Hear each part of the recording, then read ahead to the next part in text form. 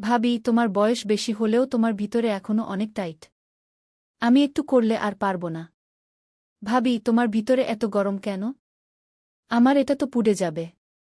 তোমার ভিতরে কি পানি ছেড়ে দিব? আমার নাম রোহান এবং আমার বয়স ২২ বছর। আমার বাড়িতে আগে মোট ৪ জন ছিলাম, আমি, আমার বাবা মা এবং আমার বড় ভাই। আমাদের জীবন শান্ত এবং ভারসাম্যপূর্ণ ছিল। কিন্তু যখন ভাবি আমাদের বাড়িতে এলেন, আমাদের ছোট্ট দুনিয়ায় আরও একজন সদস্য যোগ হয়ে গেল এবং এখন আমরা ৫ জন হয়ে গেছি। আমার ভাবি অত্যন্ত সুন্দরী ছিলেন। তার গোড়ার্না ত্বক এবং কালো চুল তার সৌন্দর্যকে আরও বাড়িয়ে দিত। যখন তিনি হাসতেন, মনে হতো তার হাসিতেই পরিবেশ আনন্দময় হয়ে উঠেছে। তার হাসি এত মোহনীয় ছিল যে সামনের মানুষটি তার দিকে আকৃষ্ট হয়ে যেত।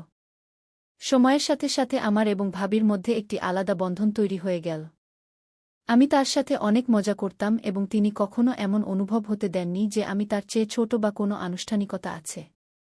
তিনি আমার ভাবি ছিলেন, তাই তার সাথে মজা করা এবং তাকে টিটকারি দেওয়া আমার অধিকার বলে মনে হতো। মজার বিষয় হল, তিনিও এসব বিষয়কে অনেক ভালোবাসা এবং মজার ছলে নিতেন। অনেক সময় তিনি আমাকে এমন কিছু করতে বলতেন যা আমি কখনো ভাবতেও পারতাম না। তার কথা মেনে কিছু আলাদা করতে মজাও লাগত। মনে হতো তিনি যদি কোনো বাজারে থাকতেন, সবার নজর তার দিকে থাকত। তার যত্ন নেওয়ার ভঙ্গিও ছিল খুব বিশেষ। তিনি আমার ছোটখাটো কাজের খেয়াল রাখতেন এবং আমার পছন্দ জিজ্ঞাসা করতেন।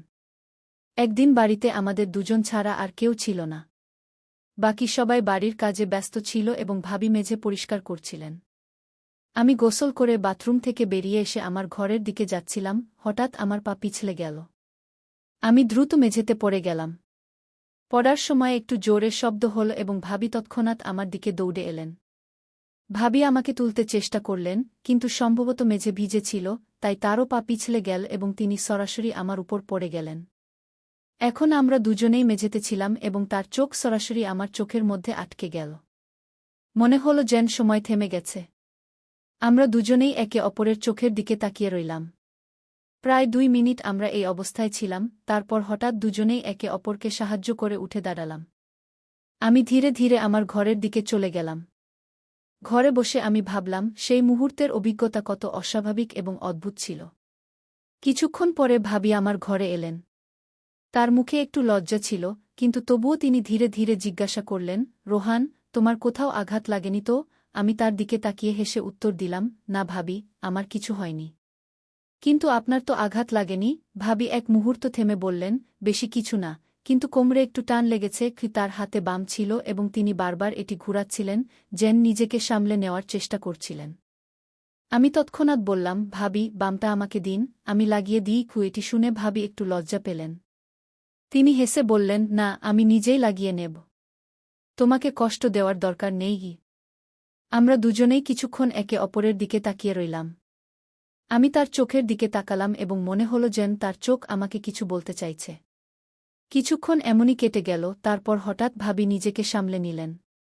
তিনি তার লজ্জা লুকিয়ে বললেন, তুই বাইরে এসে খাবার খেয়ে নে। আমি তোকে খাবার দিয়ে দেব। আমি চুপ করে তার কথা শুনলাম এবং মাথা নেড়ে সম্মতি জানালাম। কিন্তু আমার মনে অনেক প্রশ্ন উঠছিল। আমি বুঝতে পারছিলাম যে তিনি ভেতরে ভেতরে অস্থির হয়ে উঠছিলেন। সম্ভবত তিনি তার অনুভূতিগুলো নিয়ন্ত্রণ করার চেষ্টা করছিলেন। ভাই বাড়িতে না থাকলে ভাবির কোনো জিনিসের প্রয়োজন হলে আমি সেটি এনে দিতাম। একদিন ভাবি আমার কাছে এসে বললেন, রোহান, আমাকে বাজার থেকে কিছু জিনিস কিনে আনতে হবে। তার কণ্ঠে একটু লজ্জা এবং হাসি ছিল। আমি তৎক্ষণাৎ উত্তর দিলাম, ভাবি, আপনি আমাকে বলুন, আমি জিনিস কিনে এনে দেব। আপনাকে কষ্ট করতে হবে না। ভাবি আমার দিকে তাকালেন এবং হালকা করে হেসে বললেন, না রোহান, জিনিসটা আমাকে নিজেই গিয়ে কিনতে হবে। তার কথায় এবং মুখের ভাবভঙ্গিতে কিছু বিশেষ ছিল। মনে হচ্ছিল যেন তিনি কিছু লুকিয়ে রাখছেন বা সরাসরি বলতে পারছেন না। কিছুক্ষণ চুপ থেকে তিনি লজ্জা পেয়ে বললেন, তুই আমাকে বাইকে করে নিয়ে চল। ভাবির এই কথা শুনে আমি একটু অবাক হলাম, কিন্তু তৎক্ষণাৎ সম্মতি জানালাম। আমি বাইক বের করলাম এবং ভাবিকে বসতে বললাম। তিনি পেছনে বসতেই আমি কিছুক্ষণের জন্য আমার হৃদস্পন্দন অনুভব করছিলাম। তার স্পর্শ আমার পিঠে হালকা করে লাগল এবং এটি আমার জন্য একদম নতুন অনুভূতি ছিল। আমরা বাজারে পৌঁছলাম এবং একটি বড় দোকানের সামনে দাঁড়ালাম। যখন তার শপিং শেষ হল, আমরা জিনিসগুলো নিয়ে বাড়ির দিকে রওনা দিলাম। বাইকে বসার পর ভাবি একবার হালকা করে বললেন, থ্যাংক ইউ রোহান। আজ তোর সাথ না থাকলে আমাকে এগুলো একাই করতে হতো। কি পথে আমি বাইক চালিয়ে যাচ্ছিলাম, কিন্তু আমার বারবার নজর যাচ্ছিল তাদের স্পর্শের দিকে। বাড়ি পৌঁছে আমি জিনিসপত্র ভিতরে রেখে দিলাম এবং ভাবি আমাকে জল এনে দিলেন। তিনি হেসে বললেন, আজ তোমার একটা বড় কাজ করিয়ে নিলাম। ধীরে ধীরে কয়েকদিন কেটে গেল। একদিন ভাবির কাছে ভাইজের ফোন এল। ভাই জানিয়েছিলেন যে তার ফিরতে আরও কয়েকদিন লাগবে।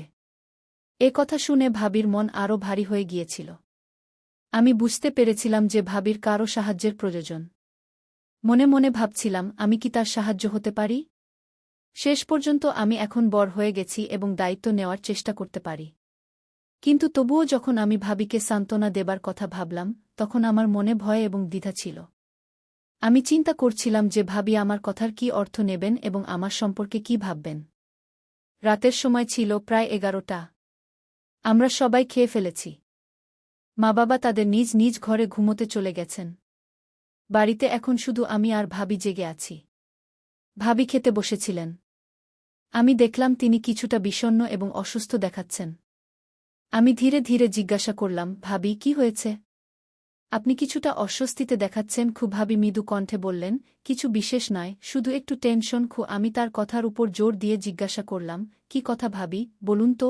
ভাবি আমার দিকে তাকালেন, যেন কিছু বলতে চাইছেন, কিন্তু শুধু এতটুকু বললেন, এখন নয়, যখন মা বাবা ঘুমিয়ে পড়বেন তখন তুমি ছাদে চলে আসবে। আমার তোমার সাথে একটা জরুরি কথা আছে। যখন ভাবি আমাকে ছাদে ডাকলেন, তখন আমার মনে অনেক প্রশ্ন জেগে উঠল। এই ভাবনা যে ভাবি আমার সাথে কিছু গুরুত্বপূর্ণ কথা বলতে চাইছেন, আমাকে কিছুটা উত্তেজিত এবং কৌতূহলী করে তুলছিল। রাত 11টা বাজে। আমি দেখলাম মা এবং বাবা গভীর ঘুমে আছেন। তারপর আমি চুপচাপ ছাদে চলে এলাম। সেখানে পৌঁছে দেখলাম ভাবি আগে থেকেই সেখানে বসে আছেন। আমি তার কাছে গিয়ে বললাম, ভাবি, আপনি এতক্ষণ এখানে বসে আছেন, কি কথা? ভাবি শান্ত স্বরে বললেন, বসো রোহন, আমার তোমার সাথে কিছু কথা আছে। আমি তার পাশে বসে জিজ্ঞাসা করলাম, ভাবি, কি হয়েছে? আপনি আমাকে এখানে কেন ডাকলেন? ভাবি একটি গভীর শ্বাস নিয়ে বললেন, রোহন, সকালে তোমার ভাইয়ের সাথে কথা হয়েছিল। সে বলেছে যে তার ফিরতে আরও কয়েকদিন লাগবে। আমি বুঝানোর চেষ্টা করলাম, ভাবি, সম্ভবত তার কাজে এখনও সময় লাগছে, তাই সে এখন আসতে পারছে না। ভাবি আমার কথা কেটে বললেন, এসব আমি বুঝি, কিন্তু কি সে আমার কোনো পরোয়া করে না? সে কি বুঝতে পারছে না যে আমি এখানে একাকী অনুভব করছি? আমি তাকে সান্ত্বনা দিতে চেষ্টা করলাম, ভাবি, তা নয়, ভাই আপনাকে অনেক ভালোবাসে, শুধু সে তার কাজে ব্যস্ত। ভাবি দুঃখিত হয়ে বললেন, যদি সে সত্যিই আমার পরোয়া করত, তাহলে কি সে এখনও আসত না? তুমি কি বুঝতে পারছ না রোহন, আমি এখানে একা কিভাবে সময় কাটাচ্ছি? আমি কিছুটা বিভ্রান্ত ছিলাম এবং তার কথার সঠিক অর্থ বুঝতে চেষ্টা করছিলাম। আমি জিজ্ঞাসা করলাম, ভাবি, আপনি কি বলতে চাইছেন? আমি আপনার কথা স্পষ্ট বুঝতে পারছি না। ভাবি কিছুক্ষণ চুপ থেকে আমার দিকে তাকিয়ে বললেন, রোহন, এর অর্থ ঠিক তাই যা তুমি ভাবছ। তার এই কথা আমাকে আরও বিভ্রান্ত করে দিল। আমি বুঝতে পারছিলাম না যে তার শব্দগুলোর অর্থ কী। যখন ভাবি আমার সাথে কথা বলছিলেন, তিনি আমার খুব কাছাকাছি এসে বসলেন। তারপর তিনি হেসে জিজ্ঞাসা করলেন, রোহন, আমাকে একটা কথা বল, তোমার কি কোনো গার্লফ্রেন্ড আছে? আমি মাথা নেড়ে উত্তর দিলাম, না, আমার কোনো গার্লফ্রেন্ড নেই। ভাবি হেসে বললেন, কি বলছ তুই? যখন আমি তোমার বয়সের ছিলাম, তখন আমার 3-4টি বয়ফ্রেন্ড ছিল। তার এই কথা শুনে আমি চমকে গেলাম। ভাবি আমার অবাক হওয়া দেখে তাড়াতাড়ি বললেন, অরে, মজা করছি, এত সিরিয়াস হয়ে গেলে কেন? আমি কিছুটা স্বস্তি নিয়ে বললাম, ভাবি, আপনি এমন কথা বলছেন, এটা আমাকে ধাক্কা দিয়েছে। ভাবি হেসে বললেন, 3-4টা শুধু নামই ছিল, আসলে প্রেম তো আমি শুধু একজনের সাথেই করেছিলাম।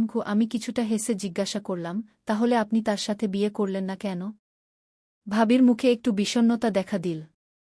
তিনি বললেন, আমি তাকে বিয়ে করতে চেয়েছিলাম, কিন্তু সে মানা করে দিল। কিছুক্ষণ চুপ থেকে ভাবি আমার দিকে তাকিয়ে যোগু আমি কিছু সময় কাটাতে পারি। আমার এই কথা শুনে ভাবি হেসে উঠলেন এবং বললেন, ঠিক আছে, তাহলে কখন সকাল হয়ে গেল, আমাদের খেয়ালই হয়নি। ভাবি বললেন, গত রাতটি আমার জীবনের সবচেয়ে স্মরণীয় রাত হয়ে উঠল। আমি আজ পর্যন্ত কখনো এত ভালো অনুভব করিনি। এরপরে যখন ভাই বাড়িতে থাকতেন না, আমি ভাবির পুরো সাহায্য করতাম এবং ভাবিও খুশি থাকতেন। কিন্তু এই সময় আমার মনে বারবার একটি প্রশ্ন উঠছিল, এই সম্পর্কটি কি ঠিক? আমরা কি এই বন্ধনকে সমাজের চোখ থেকে লুকিয়ে রাখতে পারি? আমি ভাবির সাথে এই বিষয়ে খোলাখুলি কথা বলার সিদ্ধান্ত নিলাম। এক রাতে যখন আমরা আবার ছাদে ছিলাম, আমি আমার মনের কথা বললাম, ভাবি, আপনার কি মনে হয় না যে আমাদের এই সম্পর্ক নিয়ে ভেবেচিন্তে এগিয়ে যাওয়া উচিত? ভাবি আমাকে দেখে একটি গভীর শ্বাস নিয়ে বললেন, রোহন, আমি জানি এটা সহজ নয়, কিন্তু আমি চাই আমরা এই সম্পর্কটি আমাদের খুশির জন্য যাপন করি, সমাজের চিন্তা না করে। তার কথা শুনে আমার একটি অদ্ভুত বিশ্বাস জন্মাল। আমি অনুভব করলাম যে আমাদের অনুভূতি এবং একে অপরের প্রতি আকর্ষণ কোনো সামাজিক বন্ধন থেকে অনেক বেশি গুরুত্বপূর্ণ ছিল। এখন যখনই আমি ভাবির সাথে সময় কাটাই, আমি একটি নতুন শক্তি এবং খুশি পাই। আমরা দুজনেই একে অপরের সাথে খোলাখুলি হাসি, কথা বলি এবং আমাদের স্বপ্ন শেয়ার করি। এই অভিজ্ঞতা আমার জন্য একটি নতুন শুরু ছিল। ভাবি এবং আমি আমাদের জীবনকে নতুনভাবে যাপন করার সিদ্ধান্ত নিয়েছিলাম এবং এই যাত্রা আমাদের জন্য স্মরণীয় হয়ে উঠল। বন্ধুরা, এই গল্পের সব চরিত্র এবং ঘটনাগুলো যদি কারো জীবনের সাথে মিলে যায়, তবে এর সাথে কারো জীবন, ধর্ম বা সমাজের কোনো সম্পর্ক নেই। কারো অনুভূতিতে আঘাত দেওয়ার আমাদের কোনো ইচ্ছা নেই। এই গল্প সম্পর্কে আমাদের কমেন্টে জানাবেন। ভিডিওটি ভালো লাগলে লাইক করুন, শেয়ার করুন, সাবস্ক্রাইব করুন। ধন্যবাদ।